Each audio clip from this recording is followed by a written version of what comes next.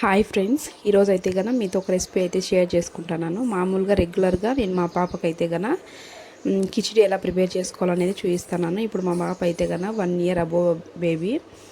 తనకైతే గన నేను ఎప్పుడు రెగ్యులర్గా కిచిడి అయితే గన చేస్తూ ఉంటాను.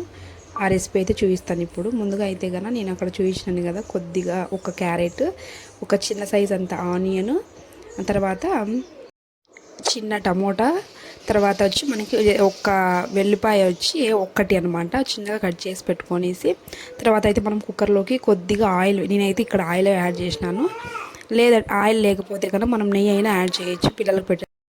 అందులోకి కొద్దిగా సాసవలు, కొద్దిగా జీలకర్ర, మనం కట్ చేసి పెట్టుకున్న క్యారెట్, ఆనియన్, గార్లిక్, టమోటా అయితే కానీ అన్నీ యాడ్ చేసేసి అవి బాగా ఫ్రై అయిన తర్వాత అందులోకి కొద్దిగా సాల్ట్, ఒక 1/2 టేబుల్ స్పూన్ అంత మనము మిరియాల పొడి అయితే యాడ్ చేసుకోవాలి. దాని తర్వాత అయితే కానీ నేను రైస్, కందిపప్పు నీట్గా వాష్ చేసి 1/2 అవర్ అయితే కానీ నానబెట్టేసిన, అదైతే యాడ్ చేసేసి కొద్దిగా మిక్స్ చేసేసి నేనైతే కన్నా నేను అక్కడ చూపిస్తాను వాటర్ అయితే కన్నా 1 కప్ అయితే తీసుకున్నాను. ఆ కప్పుతో ఒక రైస్, దాంతో అయితే కన్నా 2.5 కప్ అయితే వాటర్ వేసినాను అనమాట. ఎందుకంటే కన్నా కొంచెం మెత్తగా రైస్ రావడానికి. ఇంకా 1 ఇయర్ బిలో బేబీస్కి అయితే కానీ ఇంకా ఒక 1/2 కప్ అయితే యాడ్ చేసి కొంచెం లూజ్ కన్సిస్టెన్సీలో అయితే కానీ చేసుకోవచ్చు. వాటర్ వేసిన తర్వాత మనం అయితే కానీ ఒకసారి మళ్ళీ మిక్స్ చేసుకొని సాల్ట్ అయిందా లేదా చెక్ చేసుకొని కుక్కర్ మూత అయితే పెట్టేసేసి ఒక 5-6 విజల్ అయితే వచ్చిందంటే కన్నా మనకు రైస్ అయితే బాగా మెత్తగా అయితే కన్నా ఉడికింటుంది. నేను చూడండి అక్కడ గ్యాస్ అంతా పోయిన తర్వాత రైస్ అయితే చూపిస్తున్నాను. బాగా మెత్తగా సాఫ్ట్గా అయితే ఉడికింది. ఇంకైతే కన్నా మనం పిల్లలకైతే పెట్టేయచ్చు. ఒకసారి ఇలా ట్రై చేయండి. ఇక్కడ కందిపప్పు బదులు పెసరపప్పు అయినా కానీ మనం ఏ పప్పు అయినా కానీ యాడ్ చేసుకోవచ్చు, బాగుంటుంది. ఇక్కడ నేనైతే కందిపప్పు యాడ్ చేసినాను. అంటే డైలీ చేస్తాం కాబట్టి ఒకరోజు కందిపప్పు, ఒకరోజు పెసరపప్పు అయితే యాడ్ చేయాలా.